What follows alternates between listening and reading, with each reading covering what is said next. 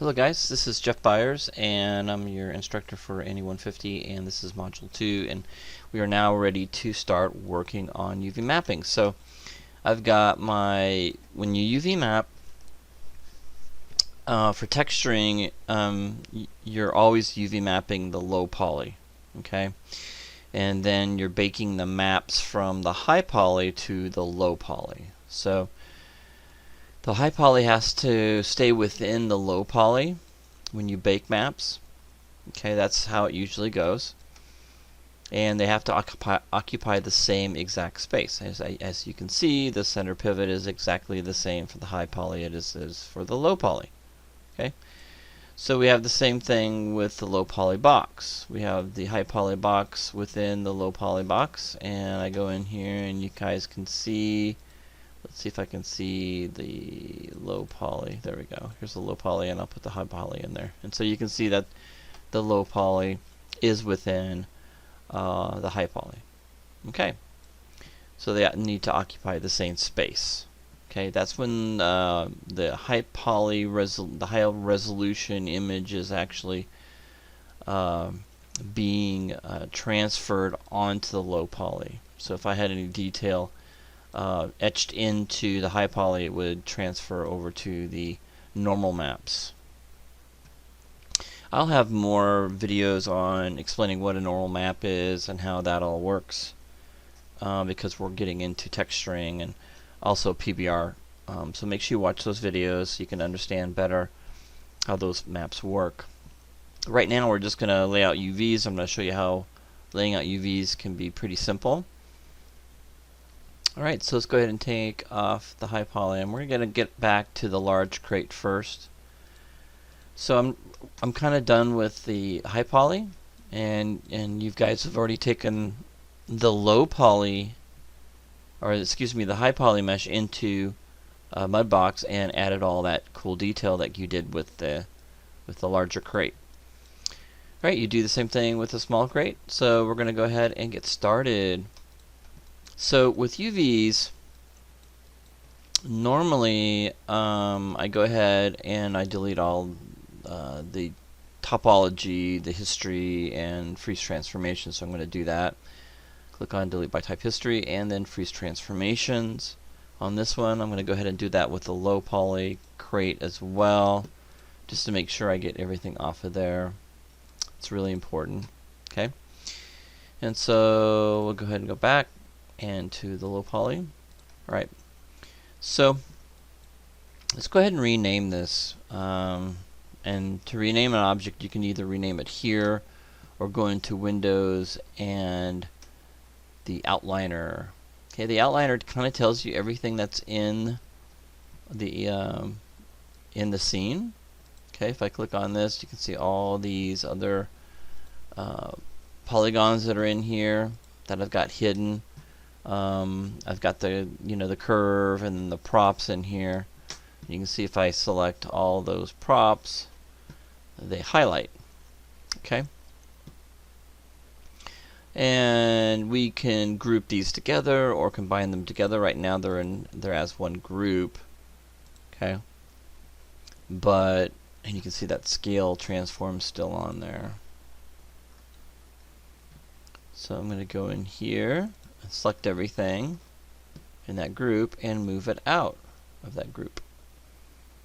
There we go. That looks good. I'm going to select everything here. Okay, highlight everything. I'm just holding down the shift key. I'm kind of clicking on that one, going all the way to the bottom, and I'm going to go ahead and delete by type history and freeze transformations. Okay. Alright. And then I can get rid of this node here, delete that node. Right, so if I click on this, you can see that it highlights down here. I can double click on this and we can call this large crate. Okay, and just hit enter. And you can rename everything if you want to. That can be a latch. I would recommend that you do that. So just go around and just it's a good idea to rename stuff. This could be called bolt. This is the upper latch. So lower latch 1, 2, and 3. You can just type those in. Latch upper latch 1, 2, and 3. Bolt 1, 2, and 3. And then you can name these whatever you want. So it's really good to name things. This could be all one handle if you want to. But we're going to keep all these pieces separate for now, because it's really important that we keep them separate. Okay. So the idea here now is that we got to think about the materials that we're going to use for this. So I was thinking that the corners would be a different color, a different material than the material for these panels here. So I got these panels, and then I got these panels here that I would like to add a material to, a separate material. And then I want these latches to have their own materials too as well. And then I want these to have their own materials. Now there's some when I start laying out UVs, we're gonna lay out UVs as UDOMs. That allows us to do some really interesting things in Substance Painter. Okay, so I got to think ahead of how I'm going to lay this out and what types of textures I'd like to put on here. Okay. So this one I'd like to have as a rubber, and I'd like to have this to be a stainless steel, and this probably stainless steel, and I don't know, maybe this would be a dark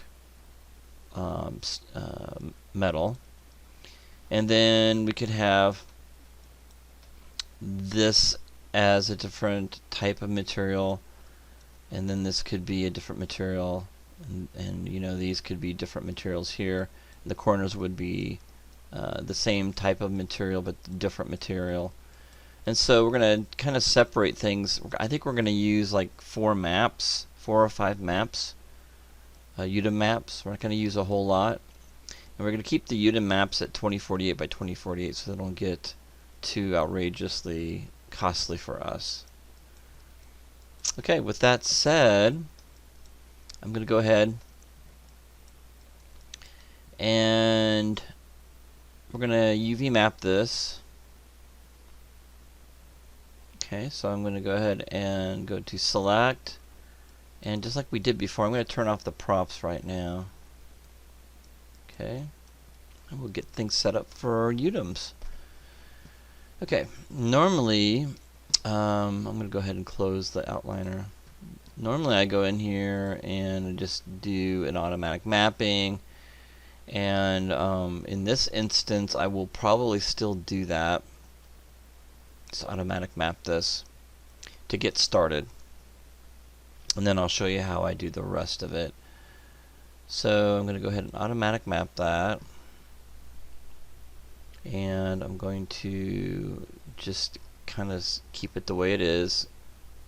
Okay, and then I'm going to project. Okay, and I'm going to go to UVs, UV editor. You can see that this is all projected here. I'm going to kind of move this over here so we can kind of see what's going on. Scale this down and zoom in a little bit. And we'll just move that in just a little bit here so you can kind of see what I'm doing. Alright, so this is our map. And let's see if I can see if there's anything I need to see or show. I can get about that small and still see everything. Okay, so let's take you through the UV toolkit. Okay, so pinning is when you can pin certain UVs down. So let me talk about what this is about. So if I were to unwrap this cube, which we did, when you see it actually, it strikes down. Let me take you through to the beginning here real quick. It's best explained this way. So there's like six cameras when you do automatic mapping. So 6 cameras are shooting from the top, the sides, and the bottom, and just hitting every single side. because there's 6 sides to a cube. And so it's shooting a camera and just shooting like this. So it just sees the top like this. And it shoots down. It shows that particular top area. Okay? And then it shoots from the side. Okay? Okay, from this side, from the front. Okay? And then it shoots from this side as well. So it gets all 6 sides. That's how it gets. I'm going to go back to wireframe on these because I like wireframe. And that one. Okay, I only do smooth shade on the perspective. Okay, so what we're going to do is we're going to shoot rays. Now, if I were to go to UV and do automatic map, it shoots 6 rays. If I do cylindrical, it'll be for cylindrical. And I already went through these UVs, how these UVs work on different objects and how you lay out UVs for those particular objects.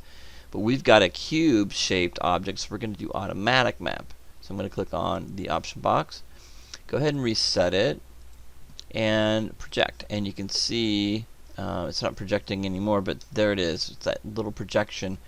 And you can see all the little areas that you got 1, 2, 3, 4, 5, 6. So it's shooting rays or shooting the camera, and then when you open up the UV editor, this is what it looks like. Okay, alright, so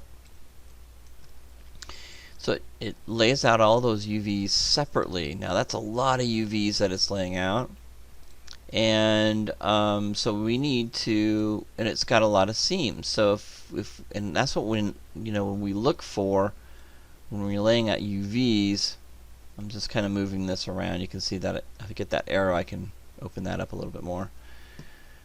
So it automatic maps everything by just selecting and shooting, and basically sometimes it keeps the faces together. So if I right click on this, this is a UV, meaning that it's kind of like, it kind of reminds me of vertices, but it's UVs.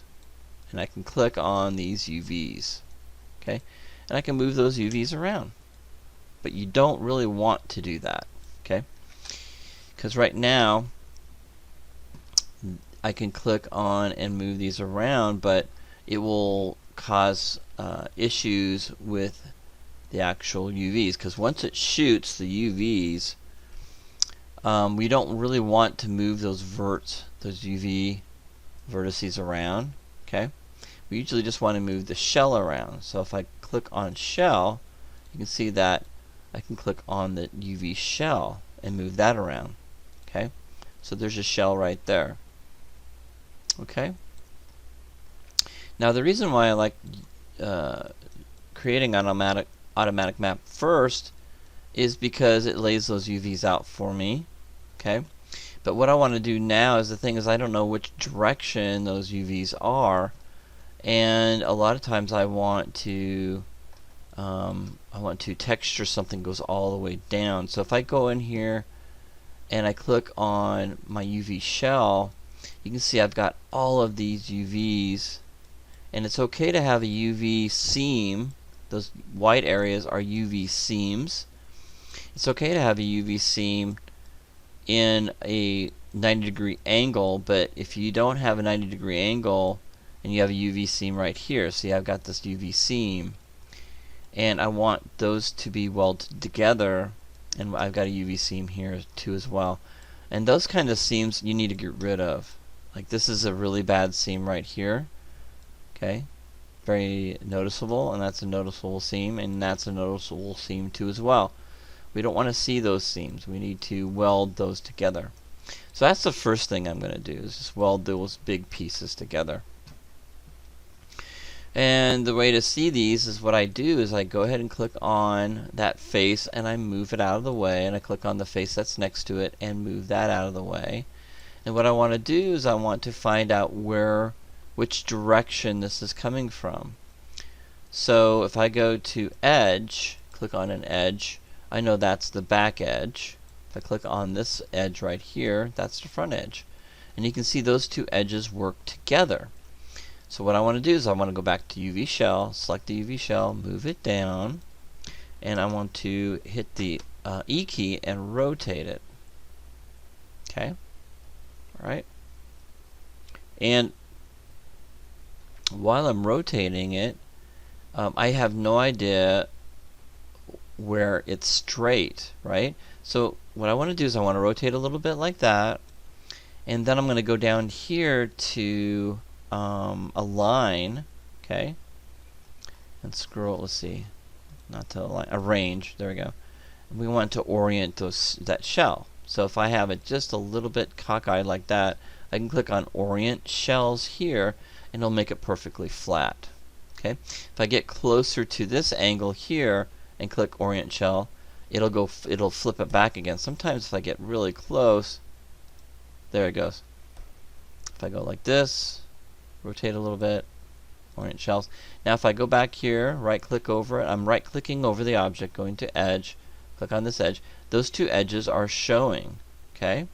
So I want this to be moved and sewed together.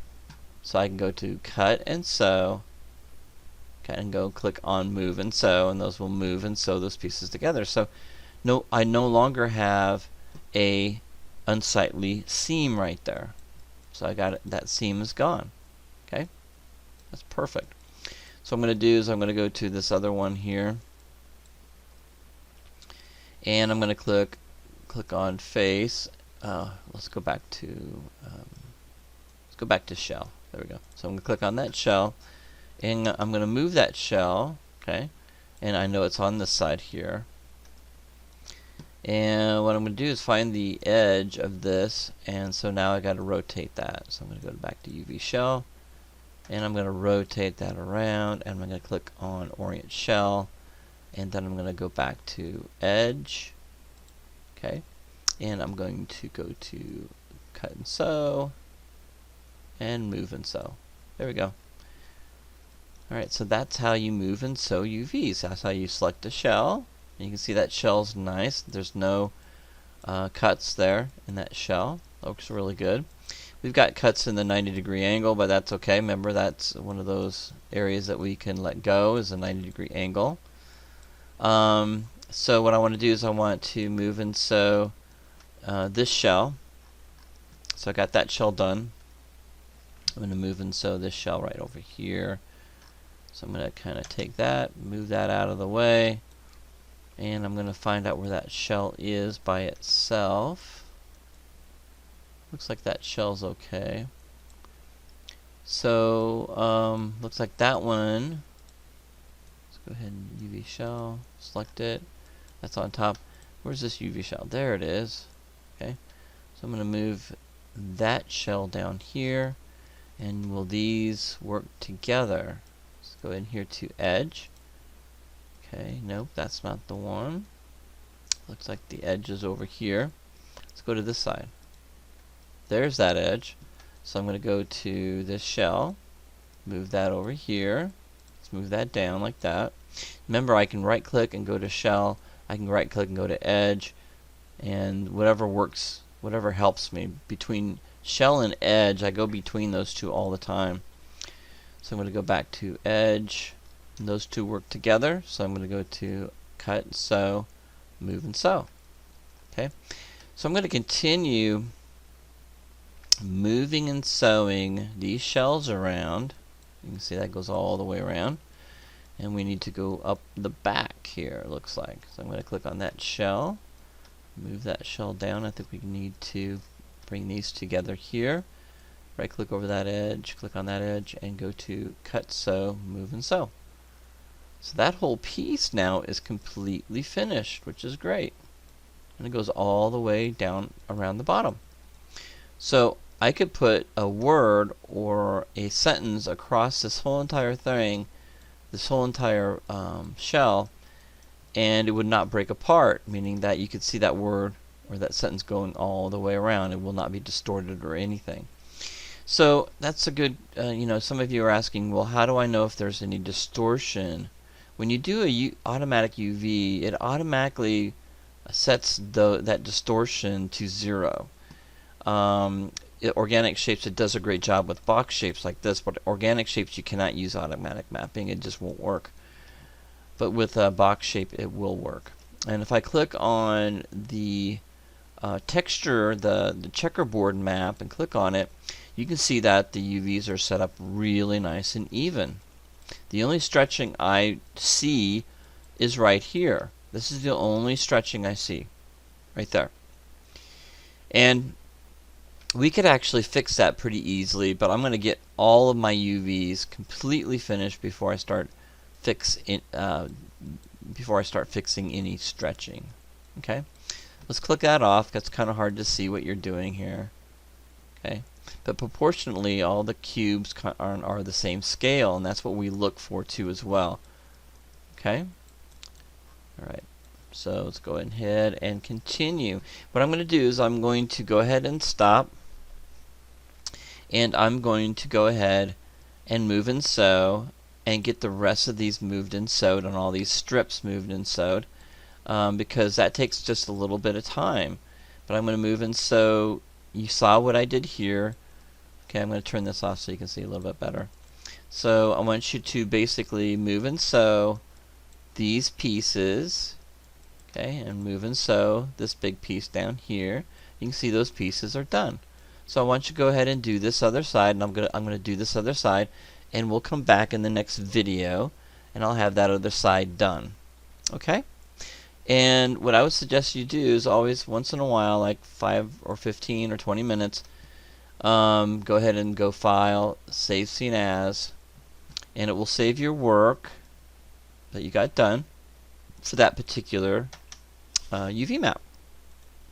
Alright, I'll see you in the next video, part 2.